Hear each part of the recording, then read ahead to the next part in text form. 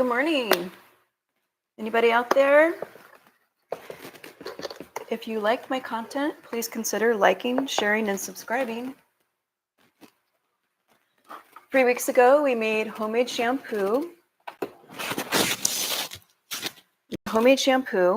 And there was a 3-week sequester period. And today, we're going to take a look at our shampoo, see how it turned out. And the first thing I want to do is I want to check the acidity, alkalinity, and see if it's the same as it was when we made the shampoo. And let's actually take a look and see what it looks like. I'm trying a different setup here. So this is a shampoo. Sorry, I've got something on my screen. Oops, there we go. Okay, this is a shampoo we made in the video. If you watched my 2 videos, you know that I tried 2 techniques. One was by Catherine Failer, and the other was by the blog called Chickens in the Road.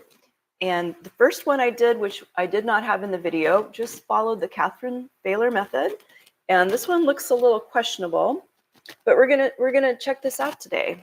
I really feel like this one is gonna be a success.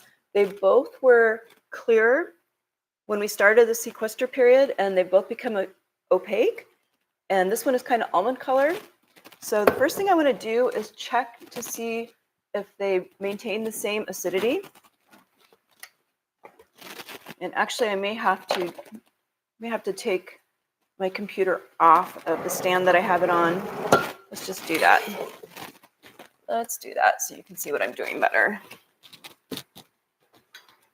I like to try different things, see if I get a different effect, and sometimes the effects don't work quite the way we want them to. All right, here we go. Now you can see what we're working on. So let's take the lid off.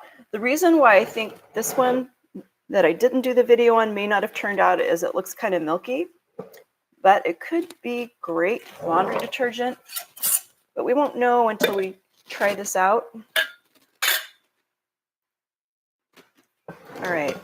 So this is a scientific instrument, Apura Instruments, and it will allow us to verify our alkalinity or acidity. So the first thing we need to do with this is just rinse it under some tap water.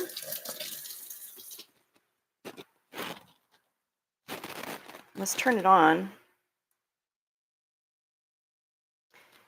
And we're going to put our pH solution. Let's use this one. It's a 4-point, so we're going to calibrate our tester to 4-point. It's got a little fill line here.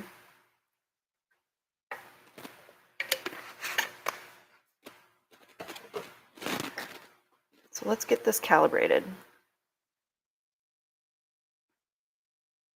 All right, we reached the 4. So now I'm going to rinse it off again, get the solution off. And let's test each of these and see if they're the same that they were at the point in which we made the soap.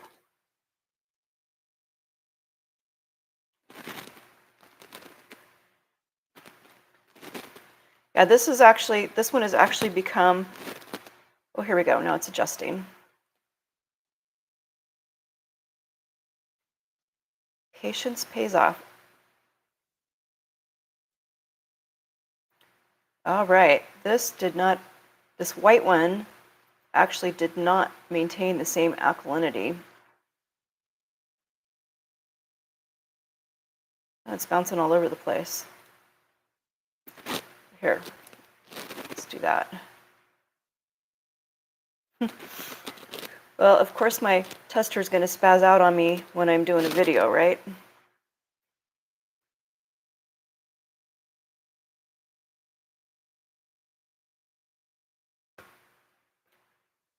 So the first one I did just doing the Catherine Failer model, I actually had to add a lot of boric acid to neutralize it.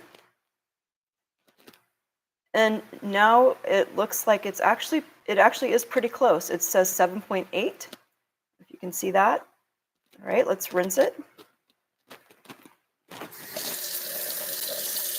I'm seeing some suds here. That's always a good sign. And now, let's test this one, the one that I think is going to be the most successful. And this one is an 8.1. So they actually did maintain the same level of alkalinity or acidity, which is great. So the next thing I want to do is I want to see what happens. I want to try actually washing my hands with this, see how it feels on my skin. Because I think that's a smart thing to do prior to actually putting this in your hair, right? So our hands are a little tougher. So let's just get a little bit out. Well, that's not going to work there. Let's get a little bit out. What should we use?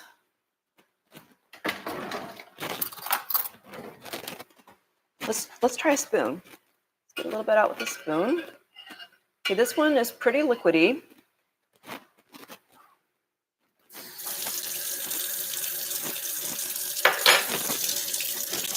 All right, I've got some bubbles going here. Oh yeah, definitely got some lather. All right. What I'm planning to do with this one is I'm actually going to use a foaming soap bottle. And I have a couple different styles of foaming soap bottles. These are plastic, so these will be safe to have in the shower.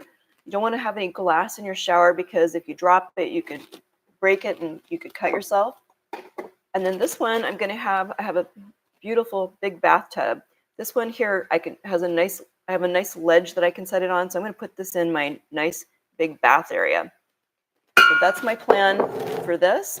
And actually, let's go ahead and put some in there so we can see what it looks like when, well, okay, before we do that, let's actually try the other one. Let's try the really white one that I'm skeptical about. Let's wash our hands with this. Now, when I read see how thick that is? When I read the Catherine Failer book, she said that if your soap didn't turn out, that you could always use it for cleaning or laundry. And this is also bubbly. It feels fine. You know, I think we can actually use both of these. So here's my thoughts on this. If you want a thicker shampoo or a thicker soap, add more boric acid. It's going to thicken it. Because this one, I actually, believe it or not, put 20 tablespoons of boric acid in it to neutralize it when I did specifically the entire Catherine Failer method. And this one, where I switched to the chicken in the road technique, I used 10 tablespoons of boric acid, and it's a little more liquid. It's going to be perfect for our foaming pumper. And my review on this, after having done the whole process, I have quite a bit of paste left over. The next time I make a batch of shampoo, my plan is I'm going to start with the Catherine. Okay, well, I don't have to start with the Catherine Failer method because I already have the paste, but I would do that starting from scratch. And then when it's time to dilute the paste, I will switch to the chicken in the road technique where you basically slow cook it in a slow cooker and you dilute it. And instead of just diluting it and slow cooking it for 2 hours, I'm actually going to slow cook it over a 2-day period. It'd be interesting to see what a difference that makes with the alkalinity and how much boric acid I have to use for the process. And I'm pretty excited about this. I'm very motivated to learn how to use PFA-free products. And the best way to achieve that is actually making them yourself because it doesn't look like commerce wants to provide that to us. At least not very cost effectively. Anyway, thank you so much for joining me. Again, if you enjoy my content, please like, share, and subscribe. When you're watching my channel, I'm just sharing my life with you, what I do, how I live. Thank you so much.